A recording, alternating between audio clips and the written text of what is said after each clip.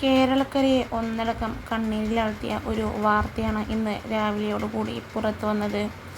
ജനഹൃദയങ്ങൾ കീഴടക്കിയ കോമഡി താരം ശ്രീനിവാസൻ അന്തരിച്ചു. മലയാള സിനിമയ്ക്ക് മറക്കാനാവാത്ത നിരവധി സിനിമകൾ സമ്മാനിച്ച നടനും സംവിധായകനുമായ ശ്രീനിവാസന്റെ മരണവാർത്ത കേട്ടാണ് ഇന്ന് കേരളം ഉണർന്നത്. ഏവരെയും ഞെട്ടിച്ചുകൊണ്ടുള്ള വാർത്ത വിശ്വസിക്കാനാവാതെ ഇപ്പോഴും നിരവധി പേരാണ്. യാതൊരുവിധ ആരോഗ്യ പ്രശ്നങ്ങളും ഇല്ലാതിരുന്ന ശ്രീനിവാസന് ലഹരിക്കടിമപ്പെട്ടാണ് ഇത്തരത്തിലുള്ള ഒരു ആരോഗ്യ പ്രശ്നങ്ങൾ വന്നു തുടങ്ങിയത് എന്ന് ശ്രീനിവാസൻ തന്നെ പല ഇൻ്റർവ്യൂകളിലും വെളിപ്പെടുത്തിയിട്ടുണ്ട്.